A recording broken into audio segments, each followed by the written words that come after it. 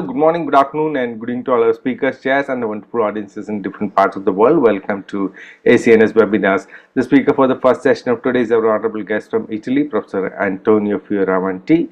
Prof. Fioravanti is the Chief of Neurosurgery Unit and the Director in the Department of Neurosciences, and he was also the contract professor in Humanitas University in School of Neurosurgery.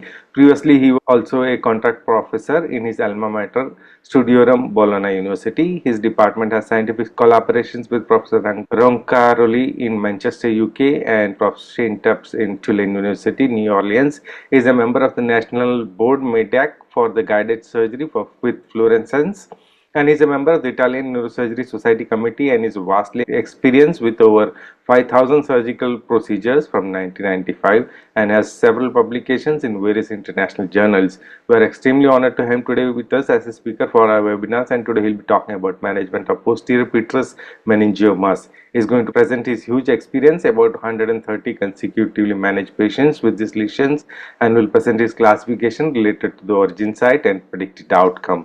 The speaker for the second session of today's webinar is our honorable guest from China, Prof. Huang Xiang.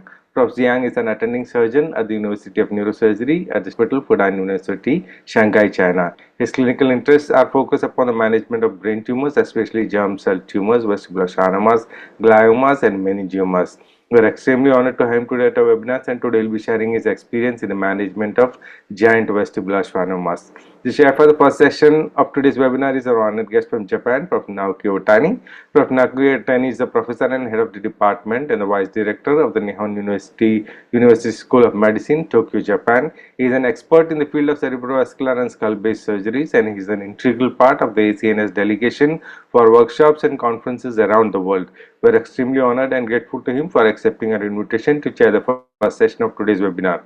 The chair for the second session of today's webinar is our honorable faculty from India, Professor Sumit Sinha.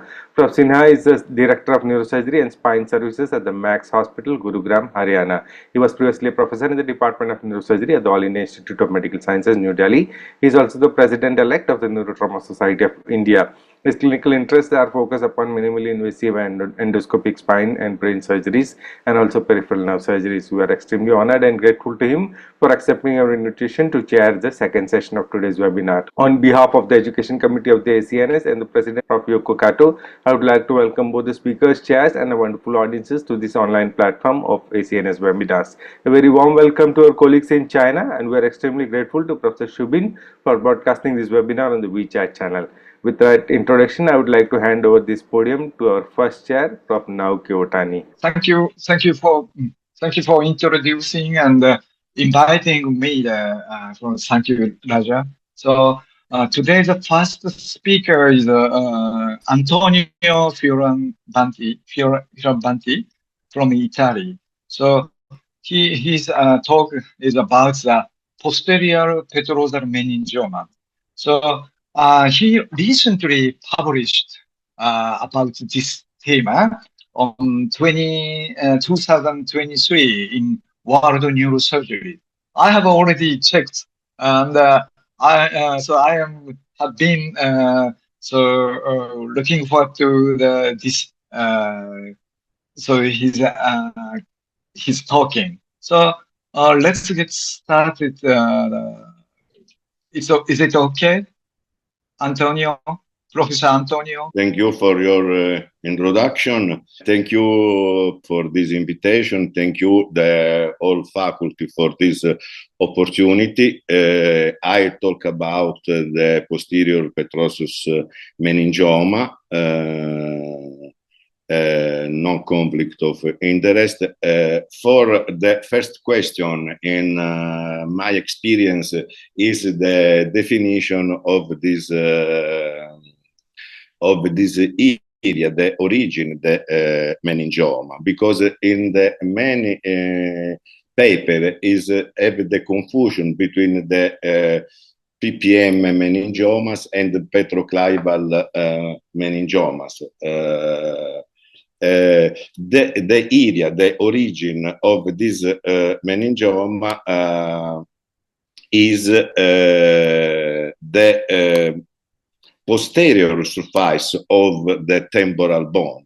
And this area is limited, the superior petrosus sinus, the junction between the sigmoid sinus and the transversus sinus, the jugular bulb, the inferior petrosus sinus, the cavernosus sinus. Is very important, the dural attachment, because causes the direction of growth the tumor, and the growth the tumor cause the clinical presentation and the surgical outcome. Because I think the definition is very important to approach this tumor.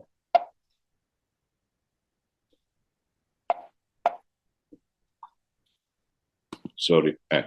The intraoperative view, the PPM meningioma, the petroclival meningioma.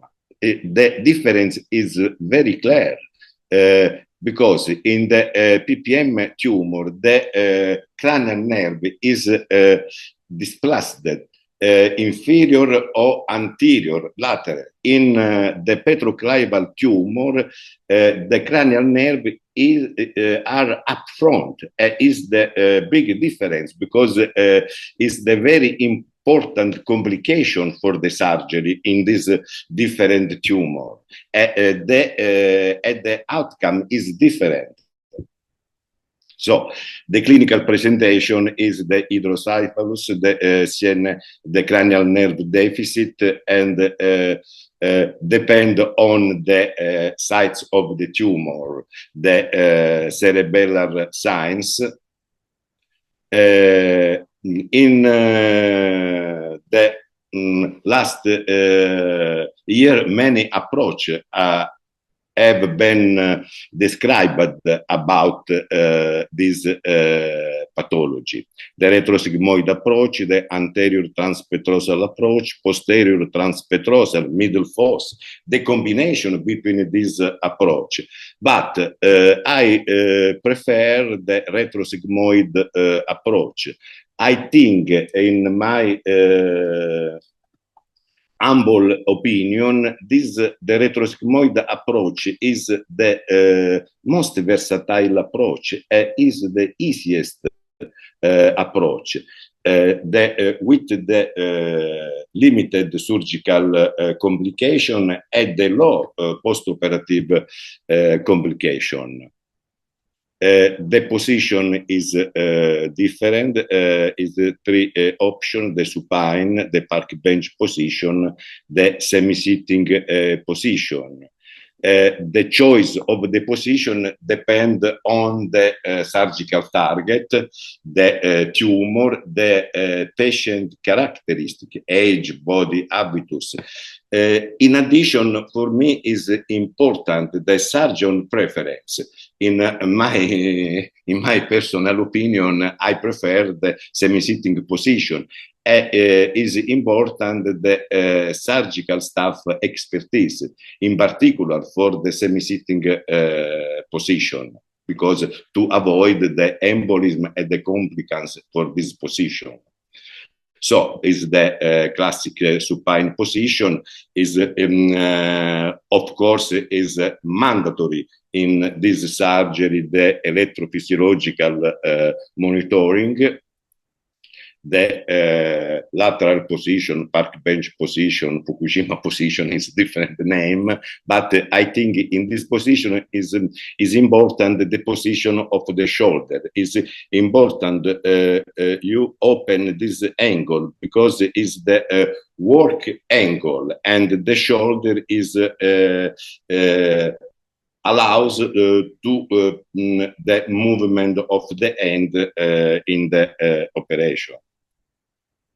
The semi-sitting position, I told before, I prefer this position in all cases, is possible, of course.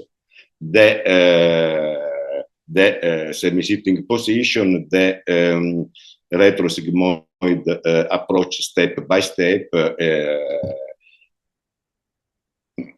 is the classic retrosigmoid approach, the skin incision. I use the linear incision, but is different curvilinear incision and the barrel.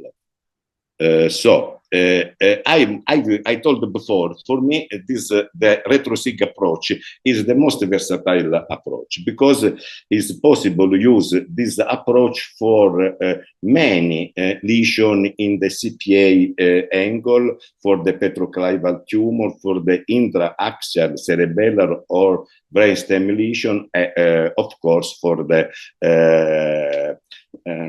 cranial neurovascular compression. I think the size is not important for this for use this approach. We have the many superficial landmark. In this slide, you can see the most important anatomical landmark, the mastoid tip, the digastric growth, zygomatic line, mastoid line. This paper by my friend Shane Tubbs. We have the good collaboration with Shane because have my particular collaboration for my course, for my skull-based course. In the last year, we published different paper about the adjuvant superficial landmark identification for retrosigmoid approach. This landmark is important for the transmastoid approach. Is, in my opinion, is the useful approach.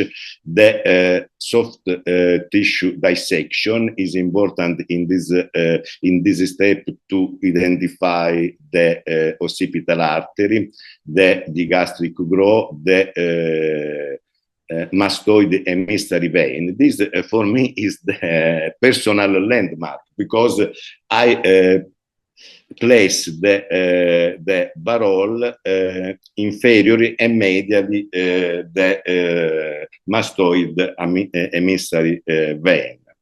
The barrel, and I use the craniectomy, not the craniotomy for this approach, and perform with the circular drilling the craniectomy.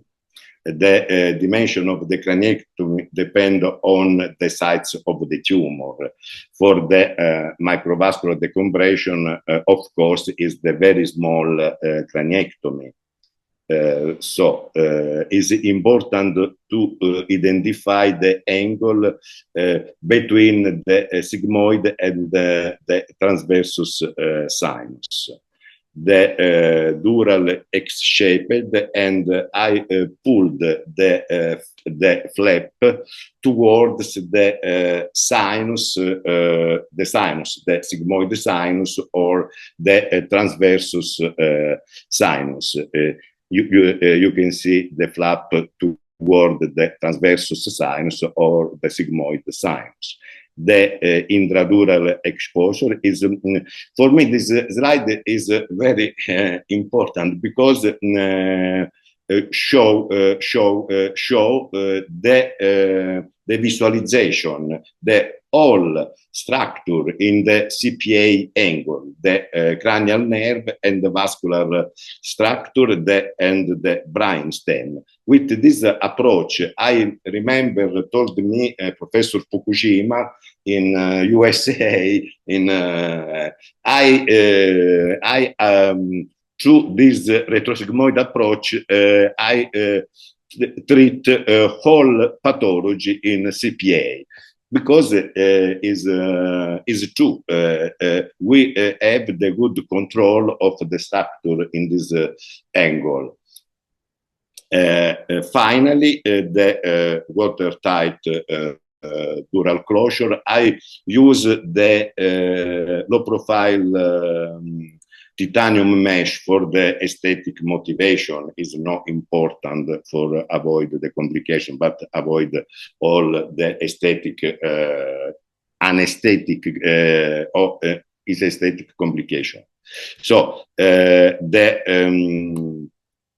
two video, but is not important because is the step by step the retrosigmoid approach. I think this approach is the easiest approach, but is very important that you perform step correctly, step by step, the muscle dissection, the bone exposure. The barrel is in the lateral position or in semi-sitting position. The step is the same, change the perspective of the vision. But is more debate in the literature this the possibility to extend the retrosigmoid approach. I told before this, in my opinion, this approach is most versatile approach because is needed the small modification, the classic approach for to control the area above the Meckel cave or below for the tumor have the extension in the foramen magnum is need all the two partial removal, the C1, the H1, and we have the control in different anatomical region. Is the have the low consuming time to confront the another approach, the transpetrosus or the other approach. In my experience, we have the good control for the different lesion. So some have been described the extended this the retrosigmoid approach to the drilling of the suprameatal tuberculum, but is possible for the lesion have the extension in the jugular foramen to drilling around the jugular foramen for the control in for the part tumor have extension in the foramen jugular because is very most versatile approach. The microsurgical technique is very important. The arachnoidal dissection. I do this with two forceps. The arachnoidal dissection is important to avoid the injury for the cranial nerve or the brain stem or the vascular structure. I use this technique, but is the classic technique described by Assanger, by different authors in many years. But I told in the presentation that my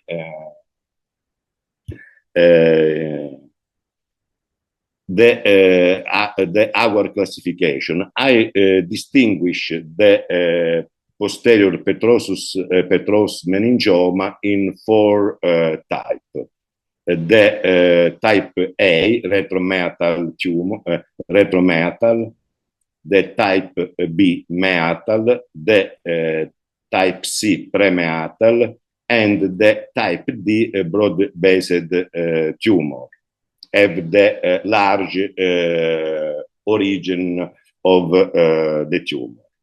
So our series includes 130 consecutive patients, all underwent microsurgical resection by retrosigmoid approach. The date is this classification is, in my opinion, is the surgical and the pragmatic classification because the is possible to define the clinical presentation, the intraoperative finding, and the surgical extension removal. In the type A, we have generally the large sites.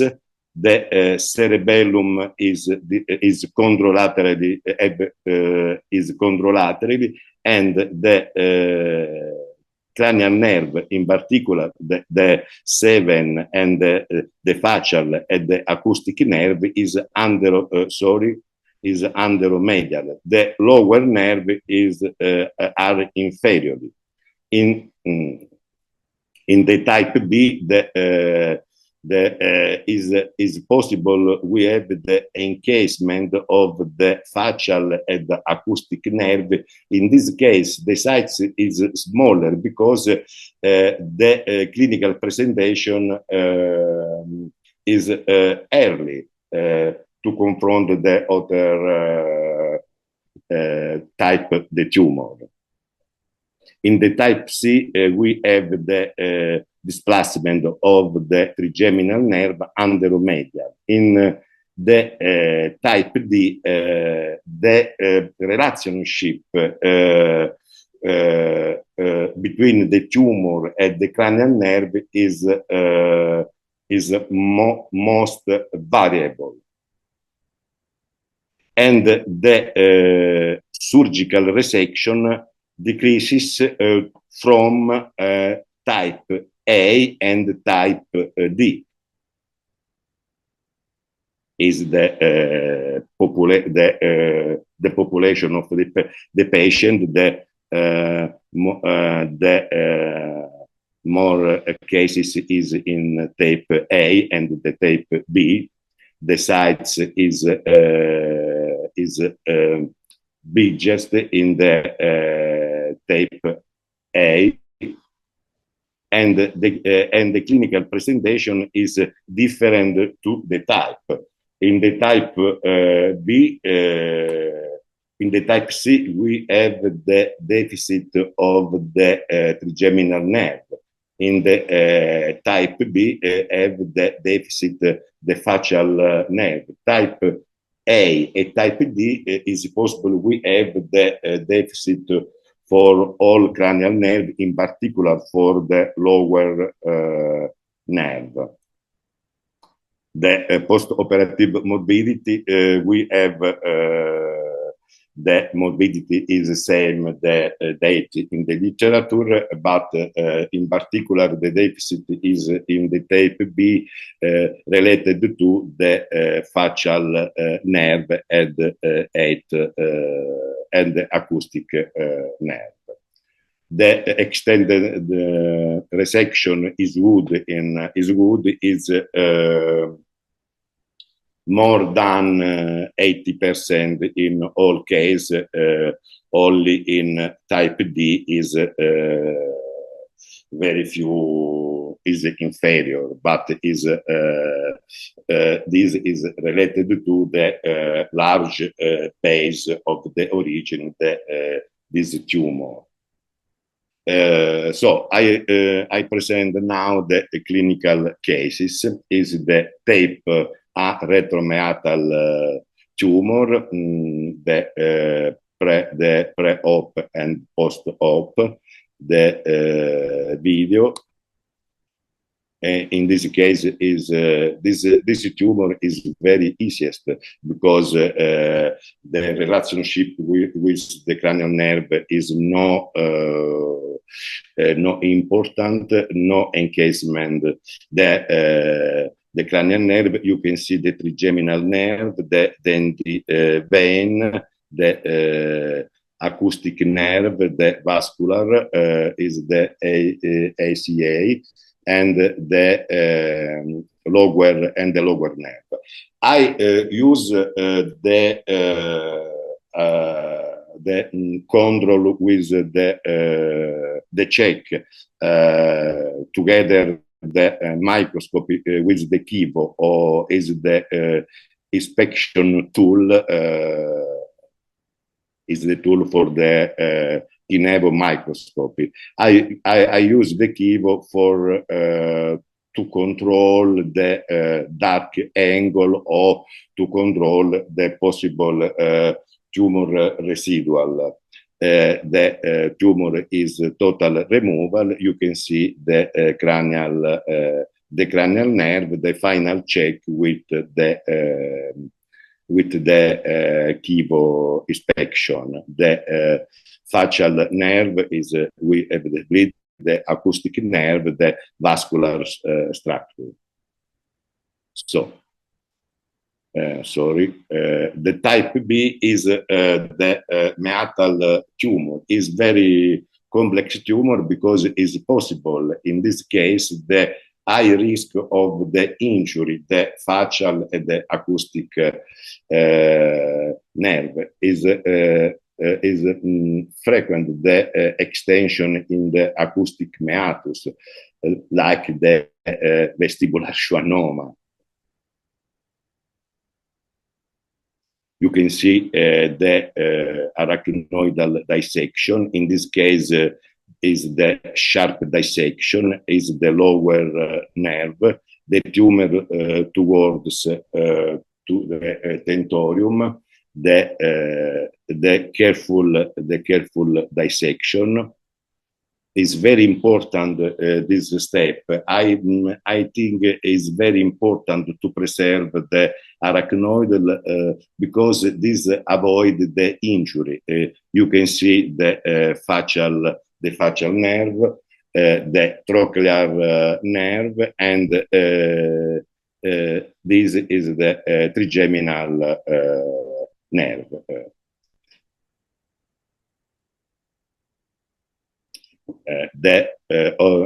Another type, the meatal tumor, the pre-op and post-op.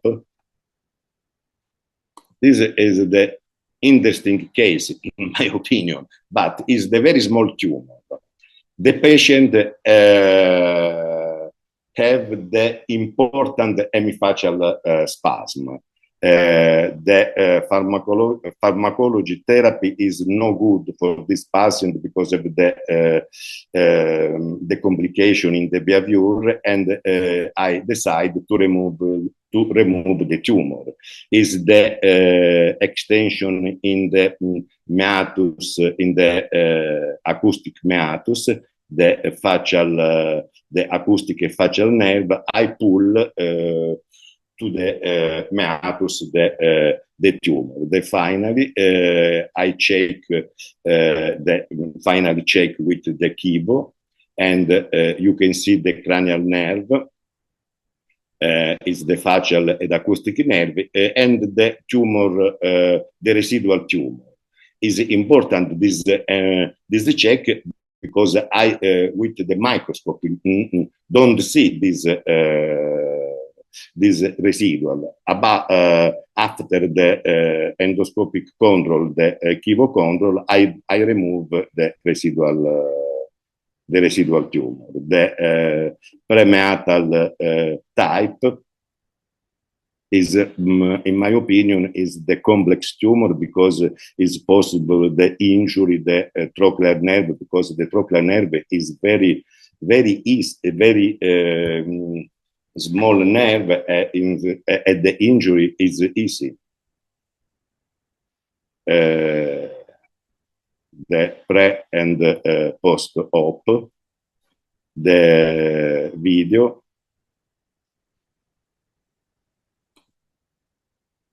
The careful deliqueration to the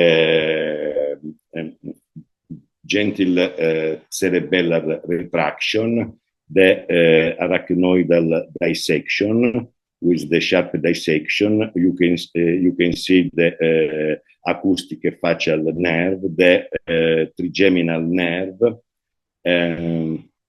The tumor in this case, the extension of the tumor in this case is between the facial acoustic nerve and the trigeminal nerve.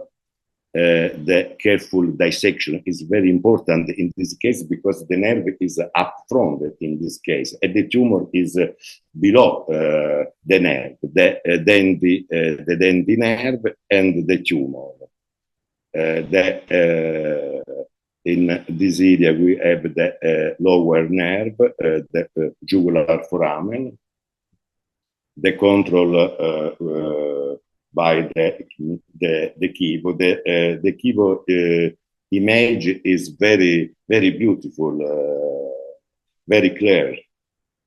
The removal with the aspirator.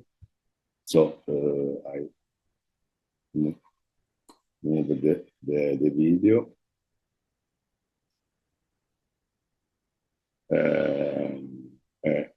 To remove the tumor piece by piece, and with the use the aspirator. The check this show whether the residual tumor, the trigeminal nerve, and I found very useful the Kivo for the final control, and I complete the removal the tumor, so the control by the Kivo. You can see the lower nerve, facial nerve, the tumor, and the trigeminal nerve.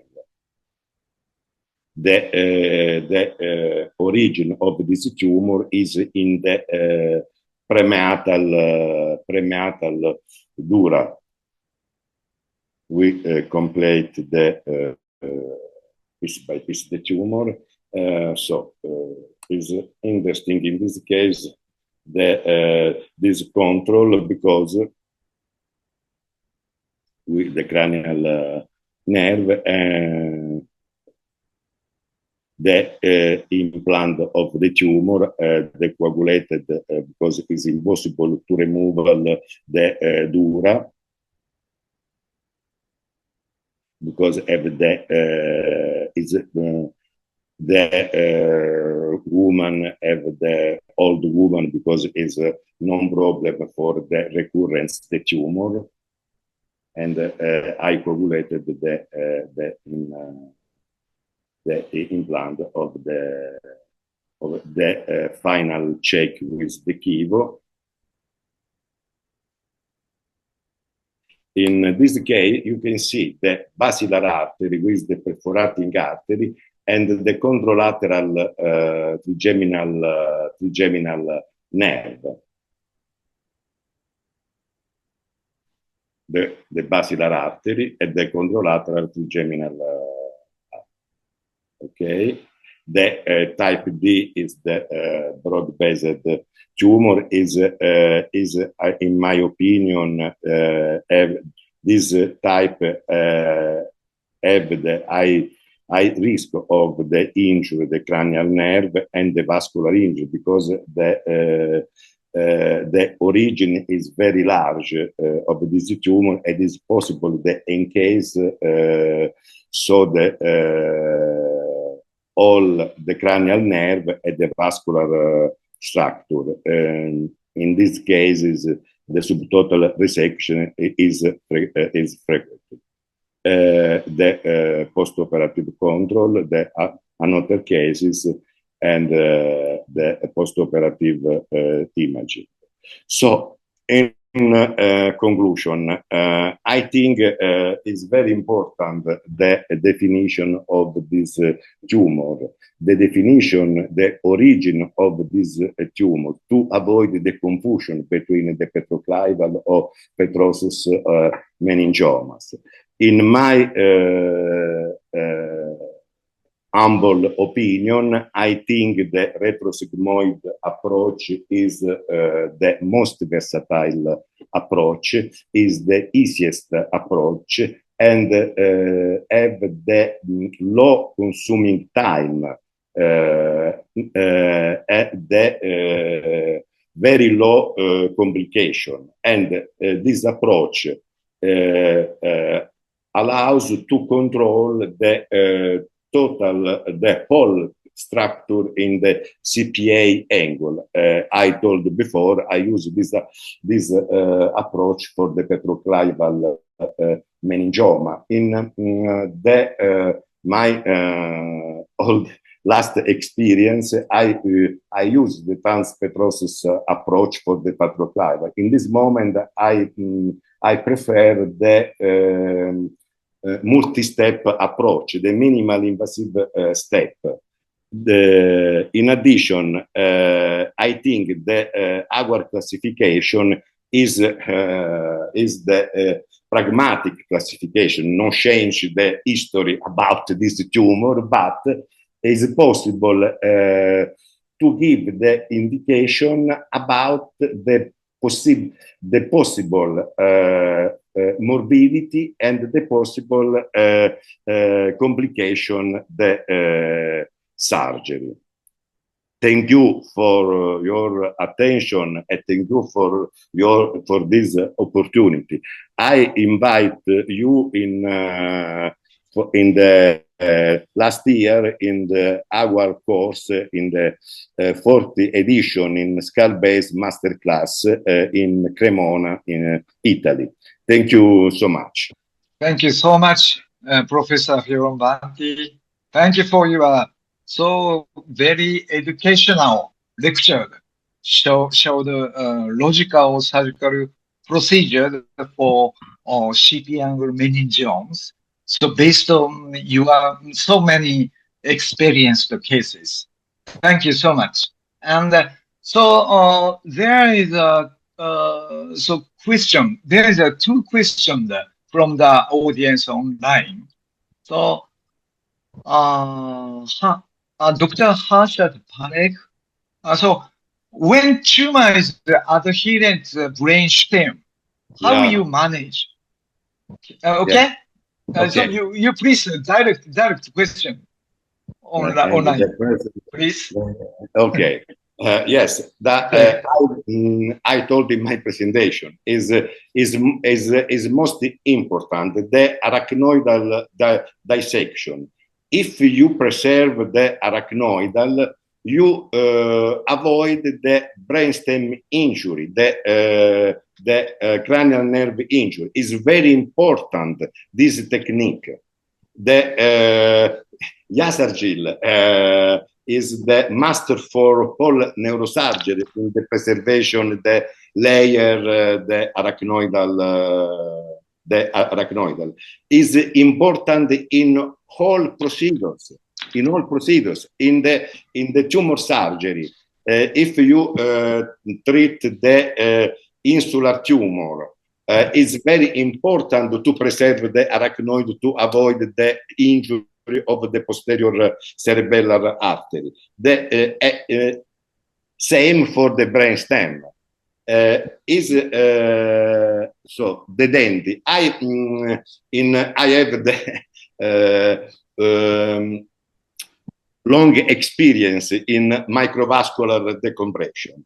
I non-coagulated the vein because in many cases, no avoid the complication, but is possible the complication. The vein is possible to preserve the denty vein, and because the denty vein is a very large vein, is possible to manage this for separated the tumor or the nerve. Dr. Joe, would you like to say that? Hi, Prof. Fioravanti. Excellent lecture. I mean, this is a very difficult topic. And I think a lot of us have experienced complications of doing these surgeries. So from your classification, you have actually advocated that some of them perform a subtotal resection. May I ask, how do you decide when do you stop? Because, I mean, subtotal can be 50%, 90%. How do you decide intraoperatively that enough is enough? And thank you. Yes, I is very difficult to decide, but the problem for the surgeon is the to understand the limit, the operative surgery. I think if I understand it's possible the injury of the brainstem or the cranial nerve, I stop my dissection. I prefer to the residual tumor and non the brainstem. But I think in particular for the PPM tumor, the question is different for the petroclival tumor. In the PPM tumor, the dissection is must easy confront the petroclival tumor. And in my experience, I don't remember the problem about this problem. Is in the meatal cases is different because we have the important relationship between the tumor and the facial nerve or the acoustic nerve or the vascular structure. It's possible the extension in the meatus. In this case, I stop my removal to avoid the injury of the cranial nerve. Okay, thank you. Do you use any like intraoperative MRI to decide on that? No, I know have the MRI in the. I use more the Kivo inspection because yes, because allows to see the residual tumor, to see the dark angle, and for me is very useful. I use this tool in all my surgery, in the vascular surgery and in the endoventricular surgery. For me is useful. I don't have the MRI in the surgery room. Thank you so much. Any comments from Prof. Sumit Sinha? Excellent lecture, Professor Antonio, on this unique, formidable tumors of posterior petrous meningiomas. And one of the points which I want to also highlight is the essence and the importance of arachnoidal dissection in the meningiomas, especially posterior petrous and petroclival meningiomas. Now, these tumors are very nasty tumors to have, actually, because especially the relationship of the important neurovascular structures. So if one keeps in mind the arachnoidal planes, there is a vast and important difference in the post-surgical outcome of these patients. Remember, even a 1 millimeter perforator can be very nasty over here. And the question was asked by one of the delegates here was, what is the end point of the dissection as to how you decide about this. So whenever we encounter, what I do personally is whenever I encounter any resistance in dissecting my arachnoid plane, better is to avoid it going there, because number one, the function preservation is the most important. This I always tell in petroclival meningiomas and the meningiomas around in this region. And there is no harm in leaving a small portion of the tumor. Sometimes conceding a defeat is far better as compared to having a bad outcome in the post-surgical period. Nowadays, with the advanced radiosurgical techniques, it is very good.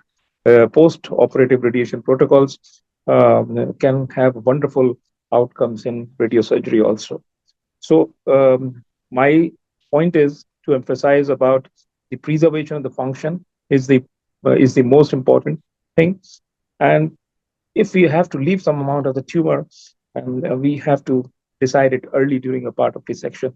And the deciding point is arachnoidal plane dissection becomes difficult. The arachnoid plane becomes resistant to be dissected. Then is the point to stop, because it is the your radiotherapy colleagues will take care of the tumor better than as compared to you. Yes, I agree. I agree with you. I think that change my behavior, because in my young age Yes, is exactly. very important the imaging, the good imaging, the total removal tumor is good for the hypertrophic for the surgeon, but in this moment is very important of quality life the patient. Absolutely. Is very important. I agree with you. Is important. Is no non particular problem to left the small tumor attach the nerve, attach the vascular structure, because have the I no love the radiosurgery for immediately, but it's possible if improve the tumor to treat with the radiosurgery. But in this moment, have the pharmacology therapy for the meningiomas, because I think is very important this message for the young surgeon. The total removal is not always the aim in the surgery. The aim is the quality of life of the patient. Absolutely. I remember the skull-based congress in Copenhagen, and I presented my series of the petroclival meningioma. I am very proud for this series, but the colleagues told me, but the problem for the Charolais is the big problem for the patient. For you is not important, but for me is important the facial nerve. But for the social life is the very, very important complication. And I changed my mentality. I agree with you. Well, thank you very much, Prof. Fioravanti. It was excellent. First of all, let me congratulate you for this wonderful series. Thank you. I just will ask like one question. Did you have many atypical cases in your series where there was a more of pile invasion and hypervascular types, or other aggressive meningiomas which invaded the sinus? Did you have any such cases, and what was their outcome? No, for the PPM meningioma, no aggressive. I have the problem for the petroclival meningioma. In the last months, I operated for 2 times the petroclival meningioma. Is the grade 1 meningioma, but is not is the biological grade 1, but clinical is very, very different. I told the second opinion, my friend Professor Rongaroli is the histopathological, neurohistopathological in the world, but is the grade 1, but the behavior is very, very understand. I know understand. In the PPM is not the problem in my experience. Thank you very much. We can have comments from Prof. Otani and concluding remarks as well. So, Professor Fioravanti, so my question is, did you evaluate the angiography preoperatively? Don't you? Didn't you? No. No. I no use DSA. I think the DSA is the malpractice in my experience. But I opened the cistern.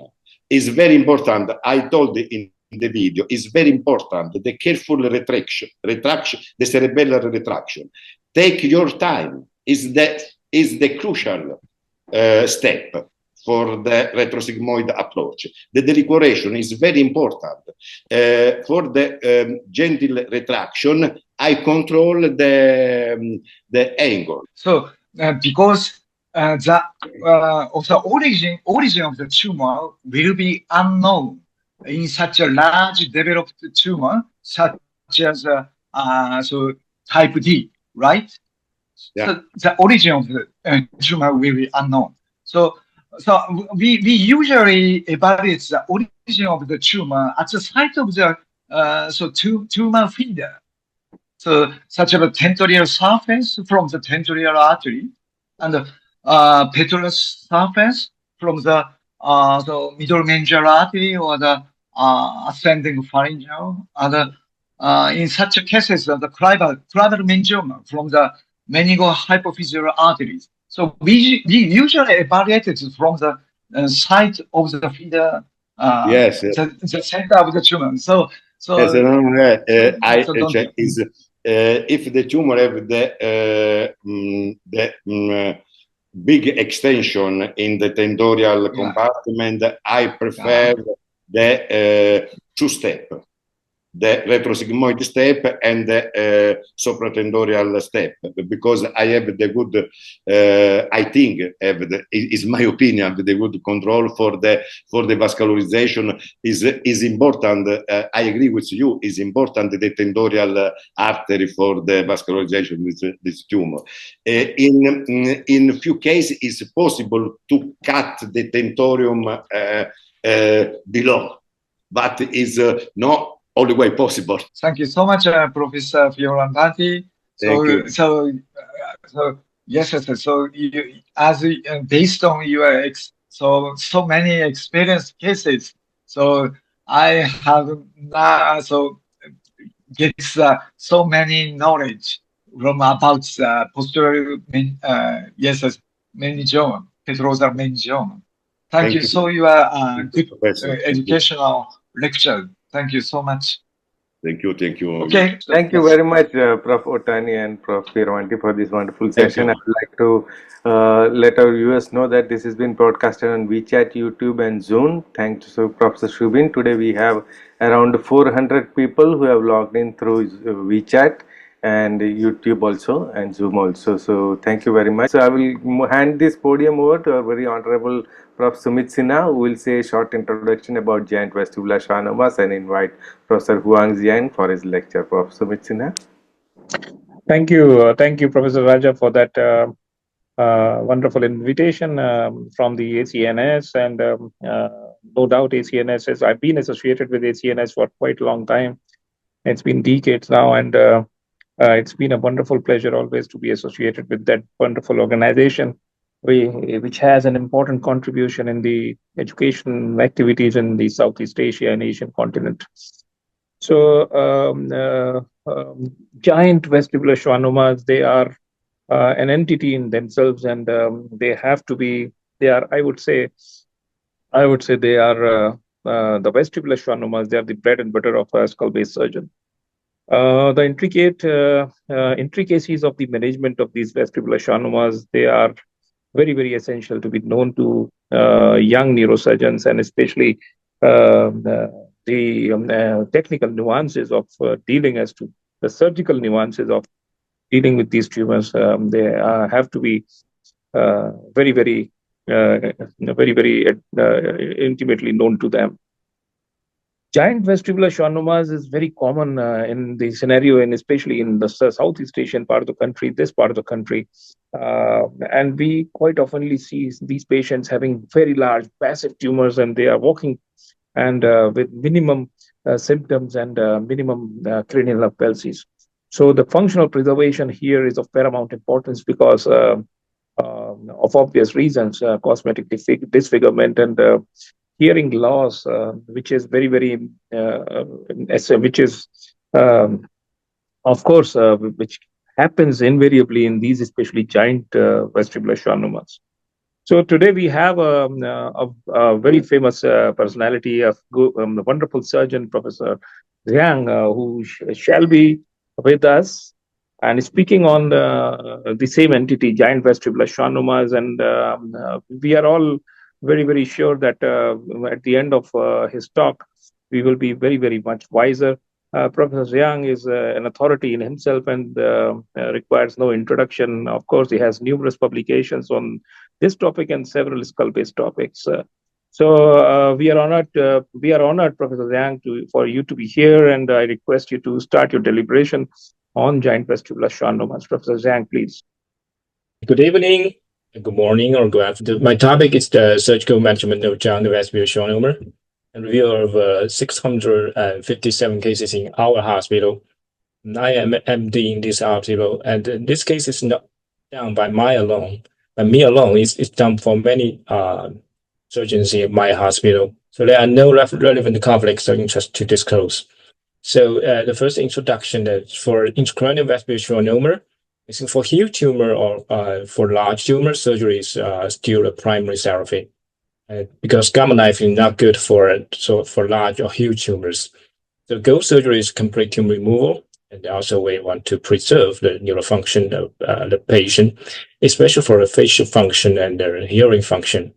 And also, want to avoid obvious complications for these patients. So the main approach is three approach. The first is retroscomoid, and second is mid-cranial fossa, and the third is translabyrinth. In my hospital, in my department, we always use the retroscomoid approach because we are familiar with it, and it's straight, and we can see clearly for tumor and the brainstem or the cerebellum. For mid-cranial fossa, we use, but it's rare, only for small tumors. We never use the labyrinth. It's for pterogen sacrifice the hearing function. So what's the identification for huge? So I have two grading system here to define a huge. The first is international grading system. For international grading system, the giant is a tumor size more than 4 centimeters. We call it giant. So for Hanov grading system, that maybe the T4A or T4B, and which compress the brainstem and also the tumor compress the fourth ventricle. It's for SAMI. This means giant. So we reviewed literatures before, and we got three approaches. The first, the subhospital approach, the facial function preservation rate is about 60% to 88%. And hearing function preserve rate is 70 to 80%. So the mid-cranial fossa very limited surgical field we use. We don't use much. Maybe it's good for small one, but for translabyrinth, and we sacrifice hearing function. And in the past 5 years, we do the endoscopic system microscopic surgery, and the facial function preservation rate is about 87.5%. And this is our data. We in the past 15 years, we do the 1,263 cases in Huashan Hospital, and among them, we got 657 cases giant, and most of the for these patients we all chose the retroscomoid approach, and our anatomical preservation rate for facial nerve is 87.5%, and the total tumor rate is 89.6%. Our mortality is less than 2%, 1%.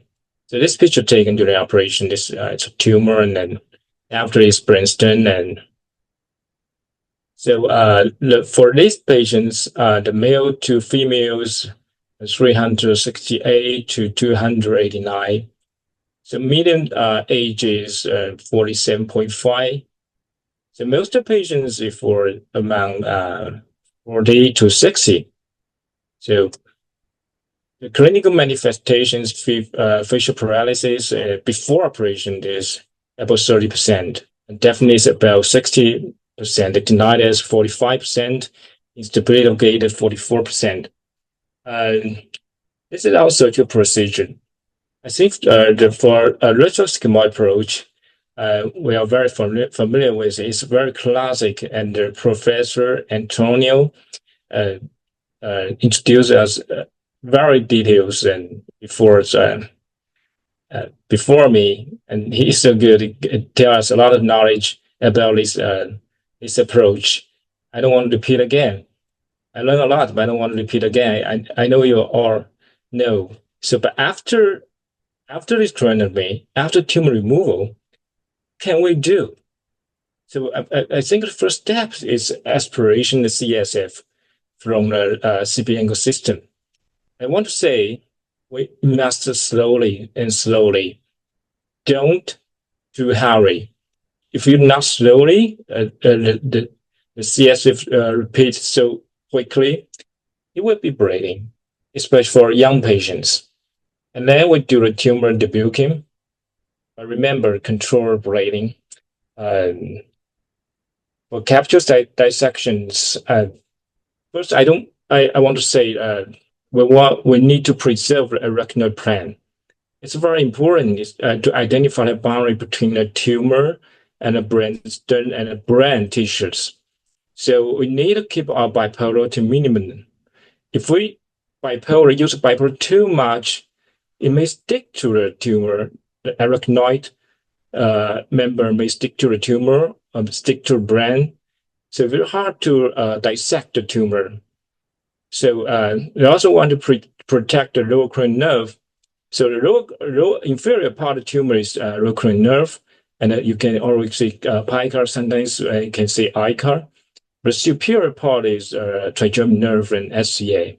The medium part is brainstem. And then we want to identify to facial nerve. Always we use a neural stimulator. I think that for facial nerve, we have two ends. The first end is porous. You can say IAC. This part of tumors. And the second end is inferior part of tumor. It's from the brainstem. It's brainstem part ending. So we need to try to explore the total facial nerve to preserve it. So don't hurry to this dissect the capture or dissect the tumor, remove the tumor. Sometimes we first to try to explore the total facial nerve, and we see it and we can preserve it. And then we remove the most part of the tumor, and we left some small part of tumor and the tumor inside IAC. And then we remove the IAC portions. We drilling the canal and resect it. But sometimes we always use a sharp dissection because some tumors stick to the nerve, and we use sharp dissection. And I would think this can preserve the nerve, especially for facial nerve. So this case is a 65 years old male, and he's from the left hearing loss for 3 years. This is CT scans of some enlargement in internal mediator and some tumor calcifications. And this is the MRI before operation. And this is a video. Let's see. And this Chinese means the Department of Neurosurgery in Huashan Hospital. It's in my ending. So this is first step. This is lower cranial nerve. So when we see a tumor, I'm not worry or hurry to resect the tumor. I want to see the boundary. I want to see a arachnoid plan first. And this dissection may help us a lot to resect the tumor after. And then we try to do the debugging. Yeah, this tumor is huge, and this tumor is full of blood. It's bleeding. You can see it's bleeding ever, and so we're very patient to resect part and part.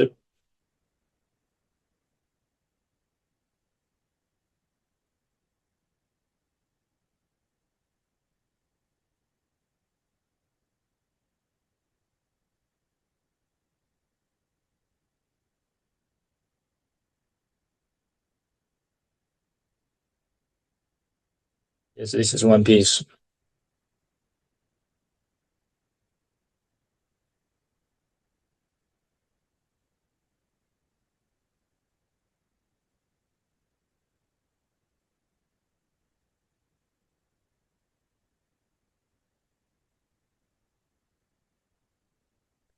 Then we start to dissect the inferior part of the tumor. I always dissect the inferior part first because I think the most blood supply come from inferior. If I find the blood supply in inferior and dissect it and stop it and then cut it, the bleeding of tumor may stop. So this is the dissection inferior part tumor. So you can see the cutting to preserve the low cranial nerve. So I find the artery, the blood supply artery of tumor, and I calculate it. Yeah.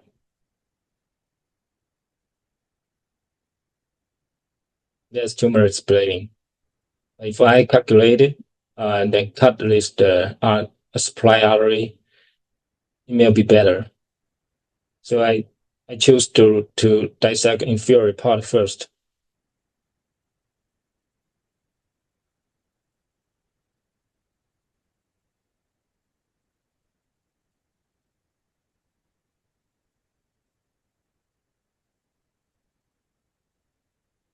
And right now, cut off. Yeah, this is one.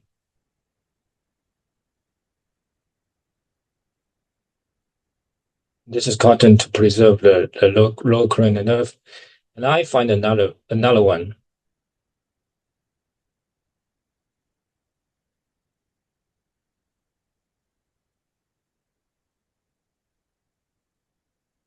This is confirmed. To make sure it's done.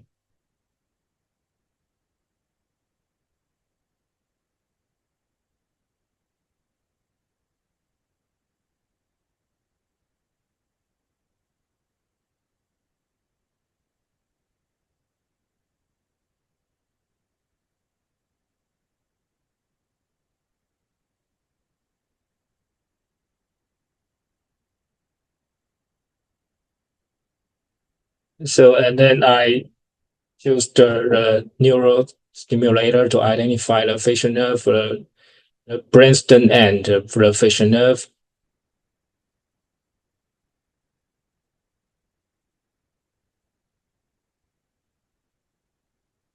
I find it and preserve it. And this is, you can see the brainstem side of the tumor. And slowly, and we dissect it and use a cotton to preserve the facial the facial nerve and brainstem side.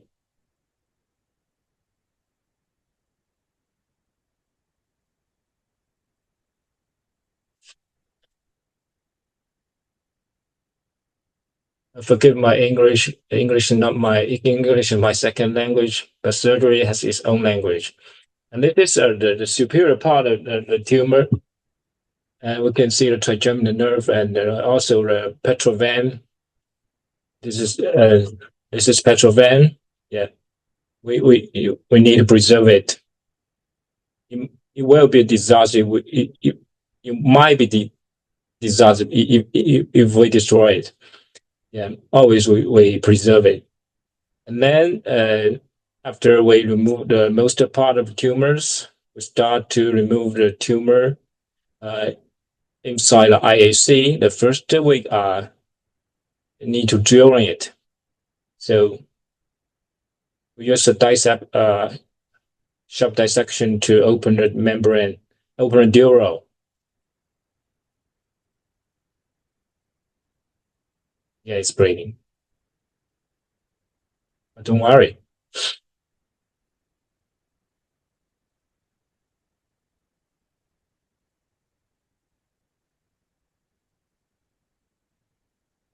And we are drilling it and open it.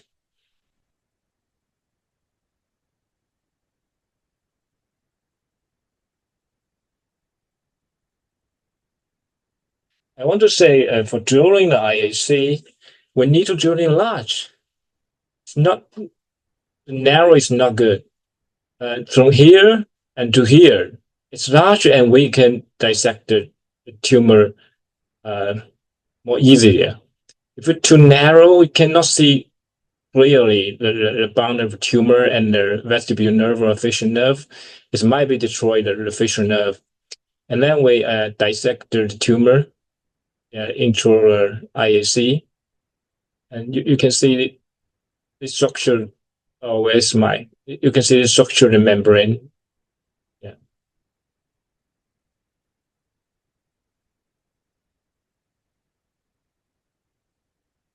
Most of the part, sometimes the tumor is not a very thick inside the IAC.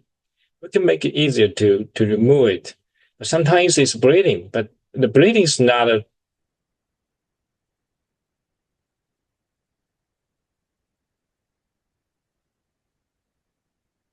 as piece by piece we remove it.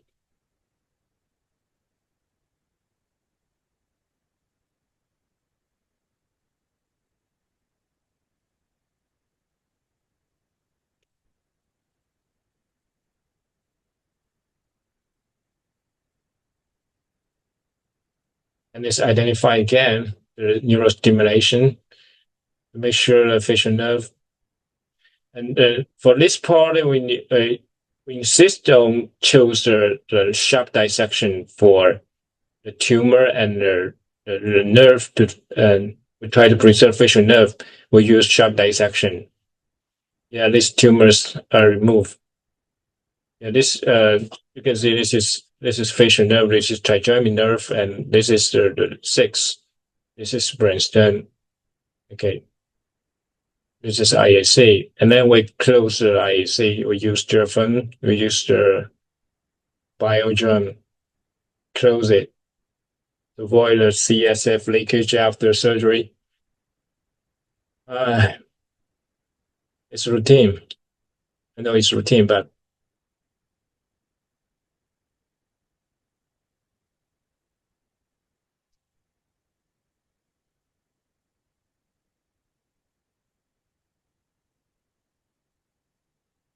it's very important. Although we do this very carefully, sometimes I still have some patients suffer from CSF leak after surgery. Are very small. I will introduce the data after about CSF leak for our patients. I think closure is very important.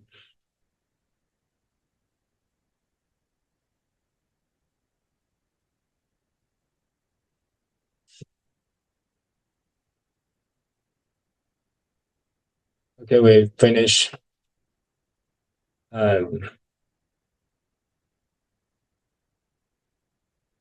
Okay, so our result for GTI, we got a 84.6%. The NTI is 15.1%, and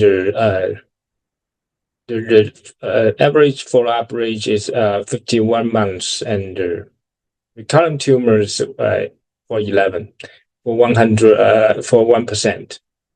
So the complications, this is our complications. New hearing loss is about 60.4%. And facial paralysis, we mean the HB3 or 4 or more worse is about 65.9%.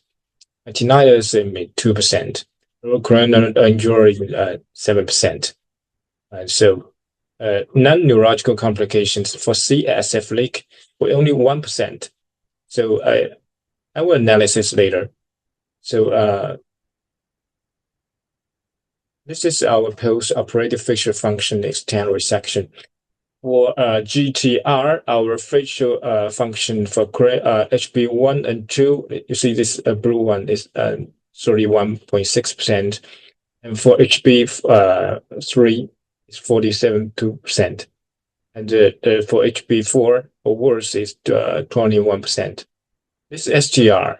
SGR is a little better for GTR, so most of the end is for preserved facial nerve, so we do STR.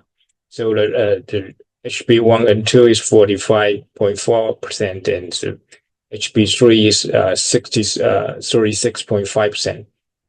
So this is our data. So I will use your standard operating procedure in our hospital or department. The facial function assessment is about House Brakeman, the facial image monitoring and minimal current stimulation. It's also the image monitoring.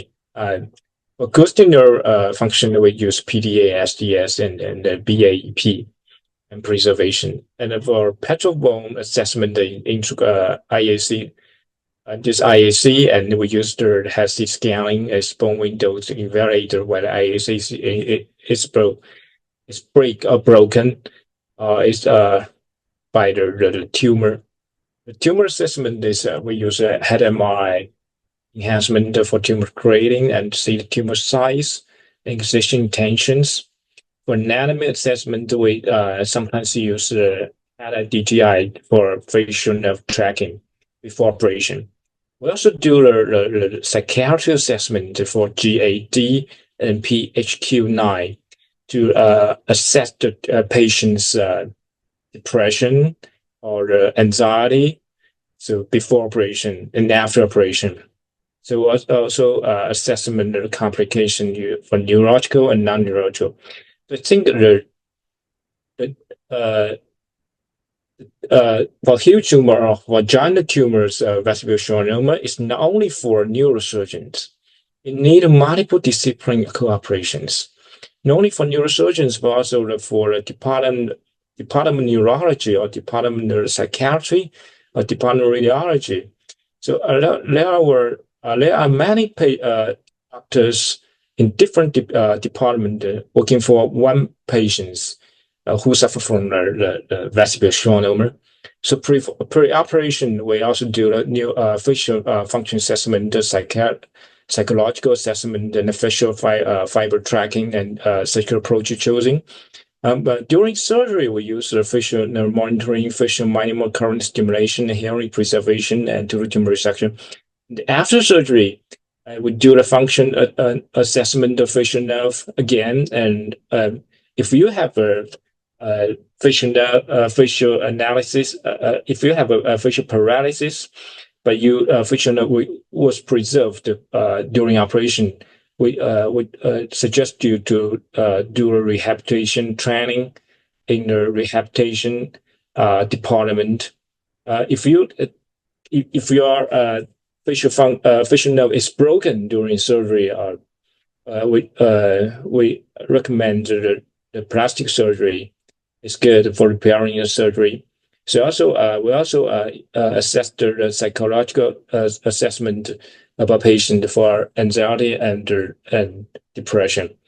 So this is our facial nerve preservation for EMG monitoring.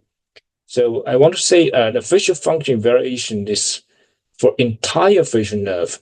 If you test the porous side and the facial nerve, always is good.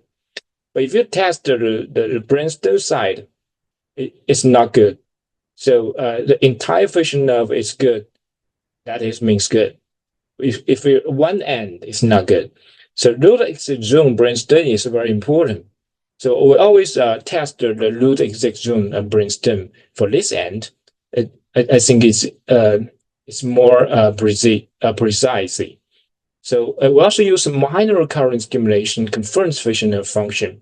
So what's the mean minor current? Sometimes we use 0.1 milliampere. But right now, if I resect the tumor, and after surgery, we see this facial nerve, and this is a trigeminal nerve. How can I know the facial function about this patient after surgery? So we use minor current stimulation. We not test here. We not only test here, also test here. If here we still have the signals, so it's 0.05 milliampere. We still have signals in here.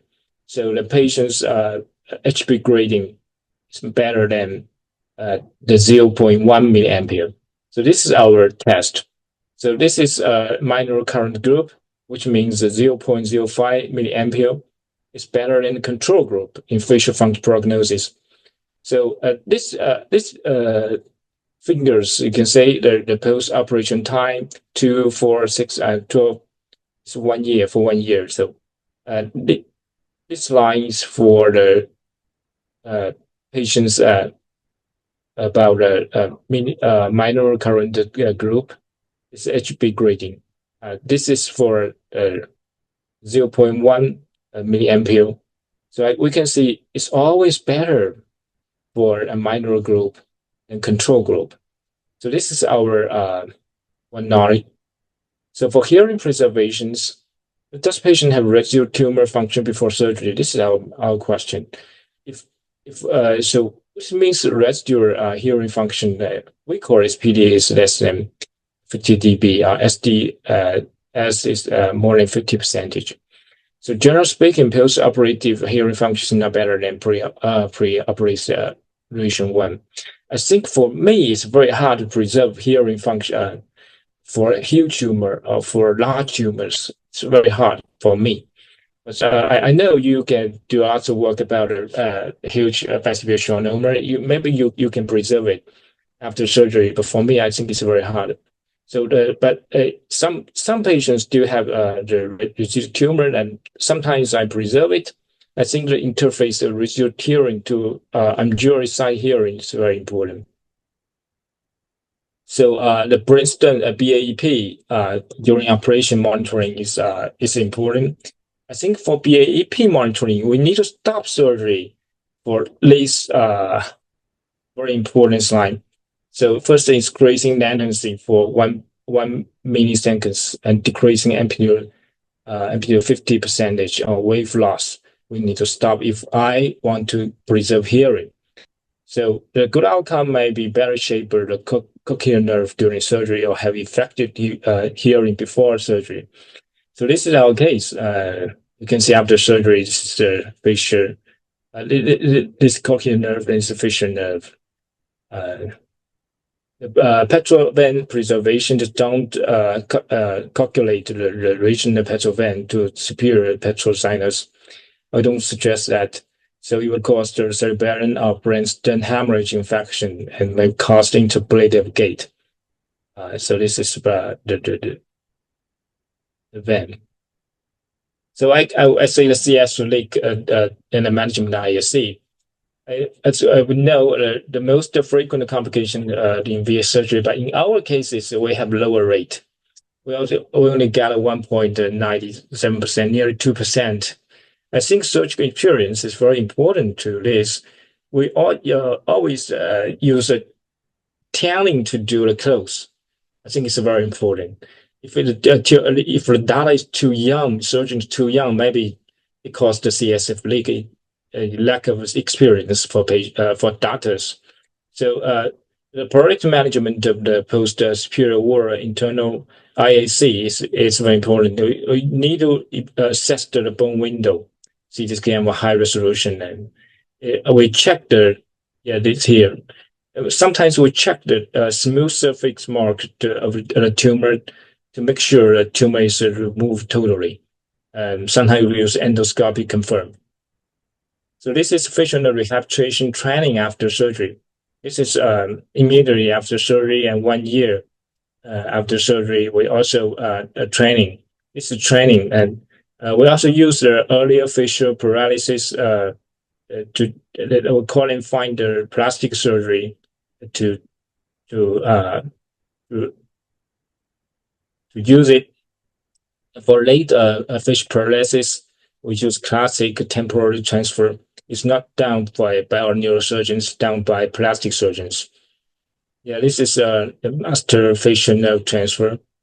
Do the surgery and you can become better. And these patients all the facial nerve is broken during surgery. They don't have a facial nerve. So this is psychiatric assessment. This is depression, this is anxiety, this is before and this is after. So some patients still suffer from the anxiety and depression. When we confirm it with the psychiatric doctors, so it's we only got 400. We only got 94 cases, but still got more cases. So we also find that worse hearing function at age might be risk factor for depressed symptoms after surgical operation. So this is for the 34 years old female patient. The hearing, right hearing lost for 2 years. So this is before operation. We got a huge tumors, and this is after the vision preserved very well. And after the surgery, also do the facial fiber tracking to facial nerve, and you can see it's good. So this is the 45 years old male patient, another huge tumors. And this case is not done for me. It's not my case. It's my teacher's case. So he's good. He's good. Yeah, you can see he's good after surgery. So we use the traditional way and use MDT way. The traditional way, we got 500 cases. For MDT, we had 154 cases. So this is our data about the comparison HB grade systems. 1 and 2, the tradition is 26, but the MDT is for 54. Yeah, it's better. So thank you very much for your patience. Thank you, Professor Zhang, for that wonderful, crisp deliberation about vestibular schwannomas, giant vestibular schwannomas, and very nicely elaborated. You told about the technical nuances and about the complications of this surgery. So let me see any question in the chat box first. If it is any, no, there is none. So if there is none, then I have a few things that I want to learn from you from this wonderful surgical talk of yours. So what is your experience about in giant vestibular schwannomas I'm talking about the involvement of the fifth nerve postoperatively? I saw that in complications you mentioned the keratitis, which is a non-neurological complication, you told is only about somewhere around 2%, less than 2%. So what do you think about the involvement of fifth nerve after the surgery in these giant cases? Because I have some different experience, which I will tell you after you say. Yeah, you mean sixth nerve. Sixth nerve is No, very weak in there. Fifth nerve. Trigeminal nerve. Trigeminal nerve. Yes. Trigeminal always compressed to the tumors. Sometimes if we dissect the trigeminal nerve, it may be hurt, and after that the tumor might be suffer from the facial numbness. But I think that to preserve the trigeminal nerve is to debulk very deeply. If we debulk the tumor, remove piece by piece, and the compress of the tumor. The pressure to compress the trigeminal nerve lower, and the tumor became very small. And after that, we dissect the boundary between the trigeminal nerve and tumor. It will be preserved well. And this is first. And the second is I say after we approach the tumor, the first step is not remove tumor. I want to see the arachnoid plane, the boundary of the tumor. This membrane, this plane is very important. If we identify this plane, the trigeminal nerve will preserve better than we don't. Sometimes if we use a bipolar first to calculate the arachnoid plane, we stick the trigeminal nerve, and it will be broken after dissect after. Absolutely. So a couple of take-home points before we further proceed on to this discussion is regarding the vestibular schwannomas and specifically giant ones. As being rightly told by Professor Zhang, let me summarize and let me conclude his talk. First of all, allow the first step in the surgery, which is universally prevalent, is the drainage of the CSF from the cisterna magna by opening a small portion of the dura. Not open the whole of the dura, otherwise your whole of the cerebellum will bulge out before the tumor comes out. So what I do in my practice is to open the dura, a small lower incision, and then drain the CSF. drain the CSF as much as I can, and when the CSF has come out, and then I go on to open hole of the dura, and then the life is easy. Number 2 point is never coagulate during the entire process of the surgery. It is an absolutely bipolar less surgery. Do only when it is absolutely required. This is acoustic neuroma surgery is a bipolar less surgery. So lots and lots of irrigation, and before you even touch the tumor tissue, always stimulate, because some of the times, in 20% of the times, the facial nerve is either superior or on the posterior aspect of the tumor surface. So this is quite significant. So always stimulate, and don't use bipolar. Search the arachnoid plane, as Professor Zhang was doing during his surgical video. Always identify the arachnoid plane. Now, acoustic neuroma surgery is an intra-arachnoidal surgery. It is an intra-arachnoidal surgery. You have to find both the planes of arachnoid. You have to swipe the arachnoid folds away from the tumor tissue, and this is what all the artistry is all about for acoustic neuroma surgery. Once you swipe these arachnoid planes, you are on the tumor capsule, and then only you are allowed to cut this tumor capsule as he did, and then starts the internal decompression. So when during the internal decompression, as has been elaborated by Professor Yasajil in his book, there is a specific sequence which, if you could follow, as has been mentioned by Professor Zhang also in his talk. First of all, decompress the central portion.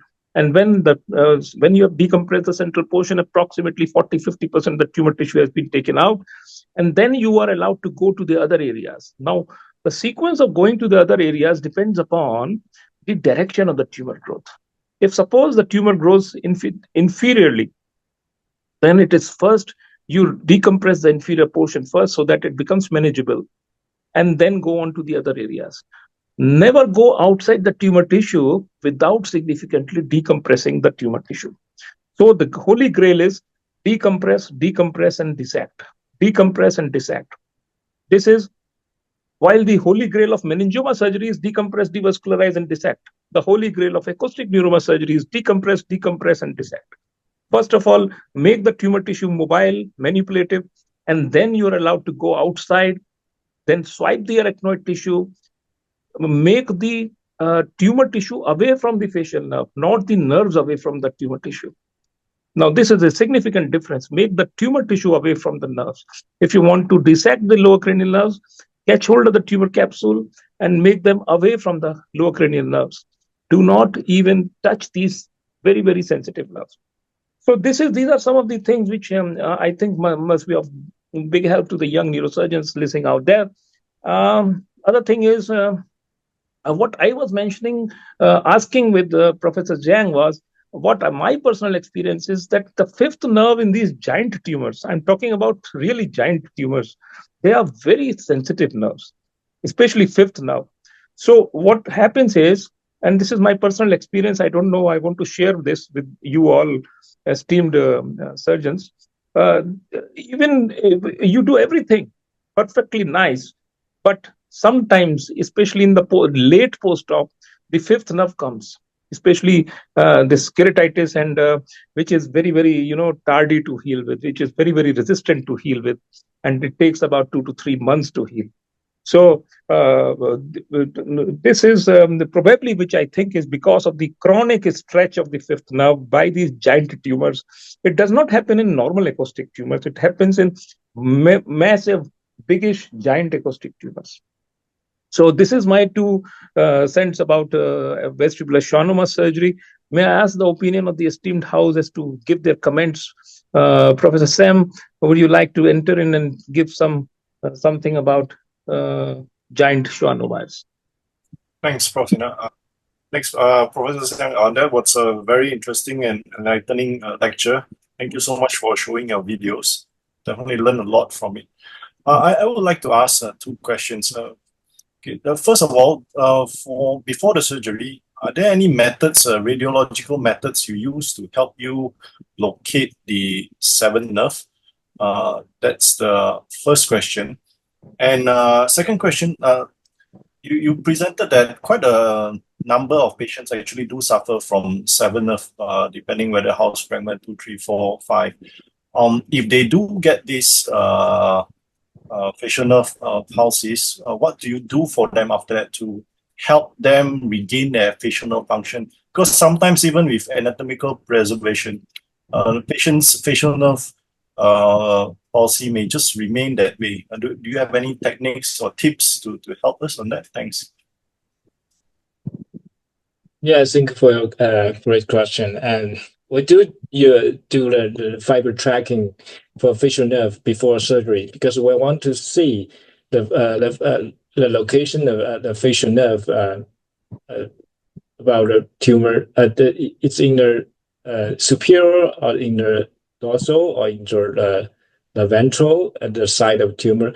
And before, if I know this, I maybe do better during surgery. I have the preparation for this location.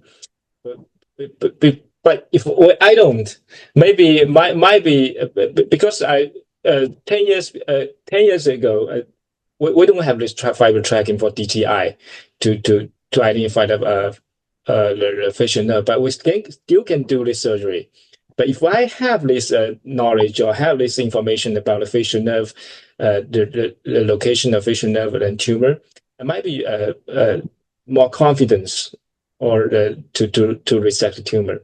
But after after the surgery, we still do the fiber tracking it's not for clinical, it's just for study. We can see you are good, your facial nerve is good, and we also see your facial nerve in the MRI, so that the patient is very happy. It's not for the function evaluation or assessment. So thank you for your question. Okay, thanks. Thank you very much. We can the invite question comment about- from yes, Prof. Yeah, sorry. The exercises and all that help if they have a facial nerve injury. Do any specific therapy? Are there any exercises or specific therapy do you recommend for facial nerve palsies? This training is not in our department. Training is for rehab training department. Is for doctors in especially doctor for rehab training. They have lots of exercise for this. I think I don't know, but they know. So the patients go for them, and they teach them and how to do. So this is a MDT team. It's not only for neurosurgeon. Can I question? May I question? Okay. Please, thank you, Dr. Zhang, so for your excellent technique for the tumor removal of the huge vestibular nerve. So, in my question, don't you use continuous facial monitoring during the surgery to dissect the tumor from the brainstem and the facial nerve and another anatomical component? So continuous facial monitoring, don't you use? Thank you. Great suggestion. I want to use but it's not continuing facial nerve preservation. That in our department we got 2 devices. So not every case we use continuous monitoring. But if I have this device, I use it. But sometimes many surgeons were done at the same time. So we don't do every case. Yeah. So in your video, in your video, so I might you are extracapsular dissection. Do you?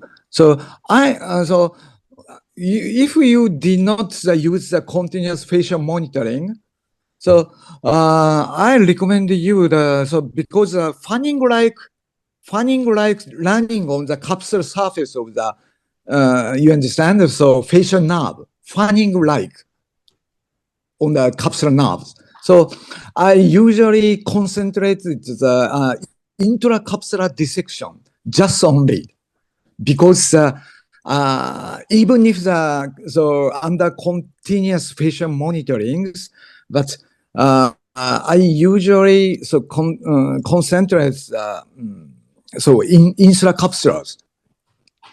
So because facial nerve injury will be, I'm afraid So, can you understand my opinion?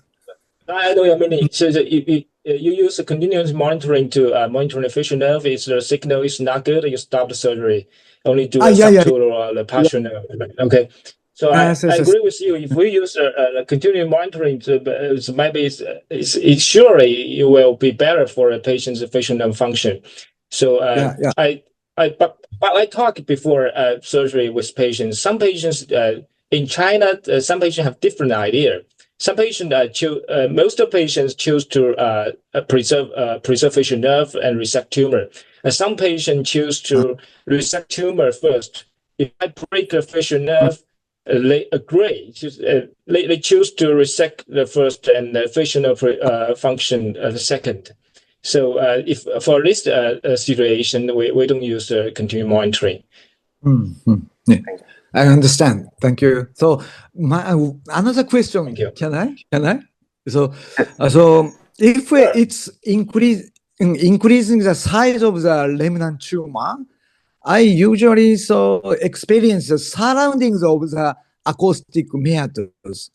Therefore, I usually feed the control with the cauterization around the acoustic meatus. So do you think about so I recommend you more cauterization of the around the acoustic meatus to the feeder for the feeder control for the acoustic huge type of the acoustic tumors. Do you think about it?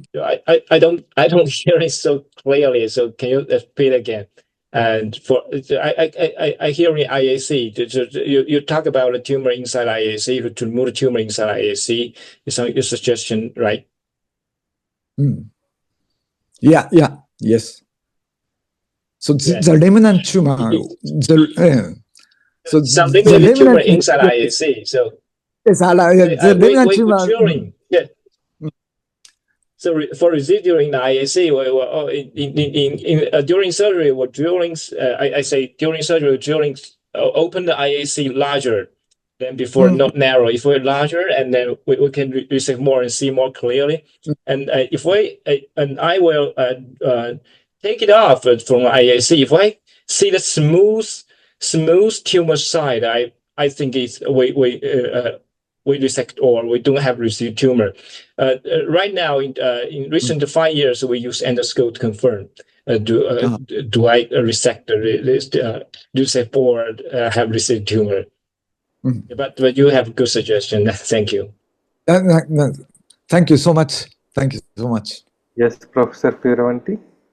Yes, I have two questions.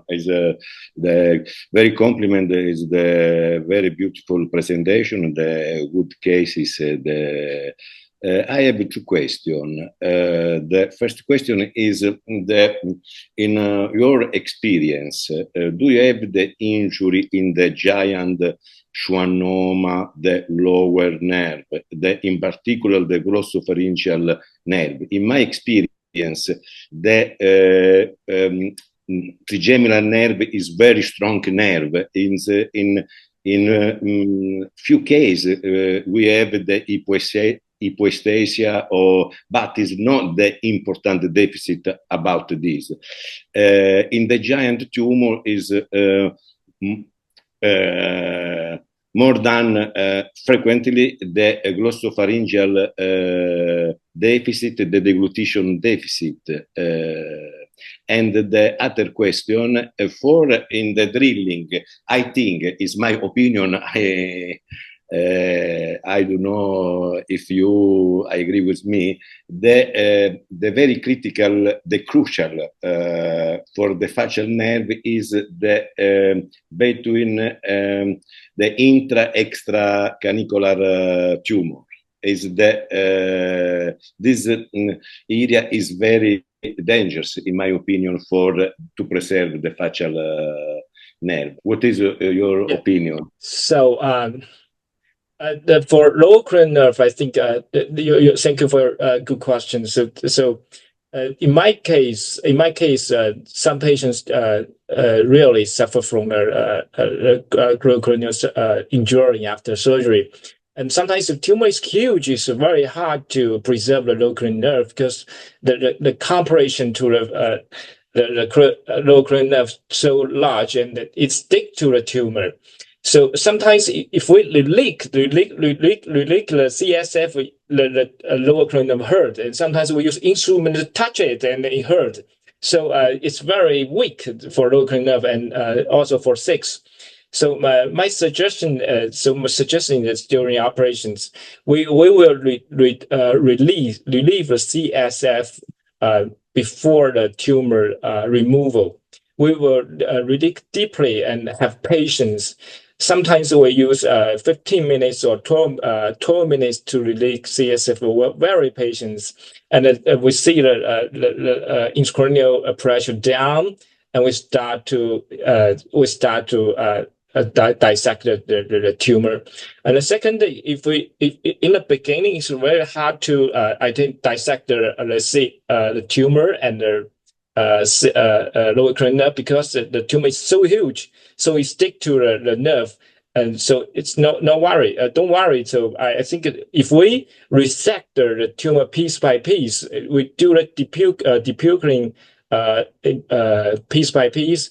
The tumor is smaller and smaller, and the pressure between the lower cranial nerve and tumor will release, and the space may be we can see, and it's more easier to identify it and preserve it. This is my suggestion. And the second is I say for in the first we don't resect the tumor first. We identify the arachnoid plan first.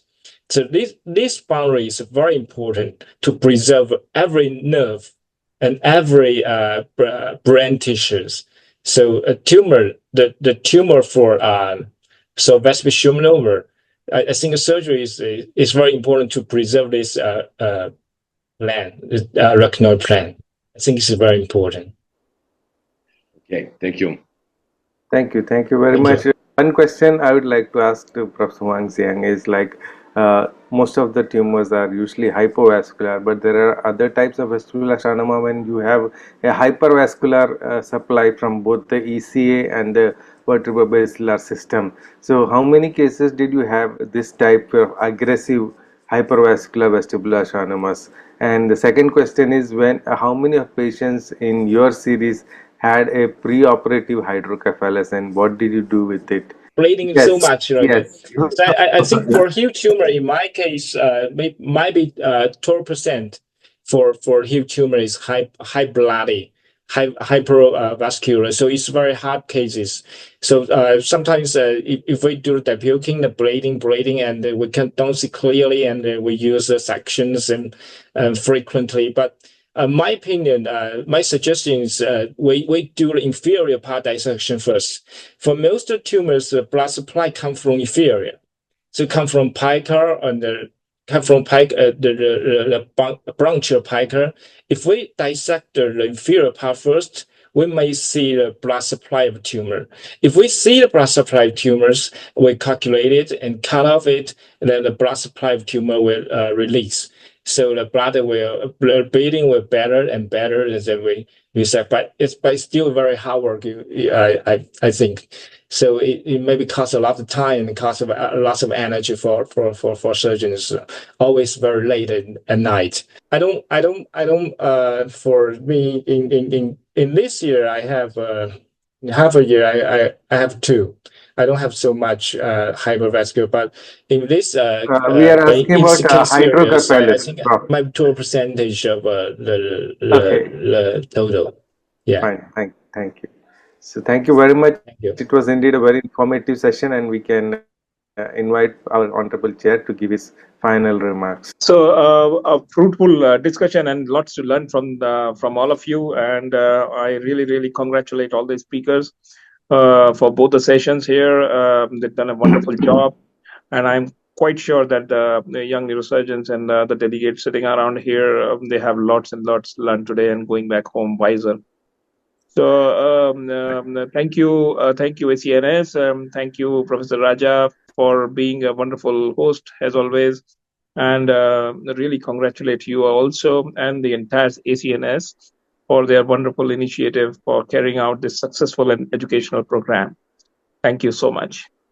Well, thank you very much. So with that, I will wind this up officially on behalf of the Education Committee of the ACNS and the President, Professor Yoko Kato. I would like to thank both speakers of today, Professor Antonio Fioravanti and Prof. Huang Xiang, as well as the chairs, Professor Naoki Otani and Professor Sumit Sinha, for the time and support for the ACNS webinars. A very special thanks to Professor Shubin for broadcasting this webinar on the WeChat channel, and thanks to all the wonderful panelists who joined us. As I mentioned earlier, there are around 400 people who have logged in through WeChat and YouTube and Zoom. So until we all meet online tomorrow, it is bye bye from all of us. Thank you very much for joining.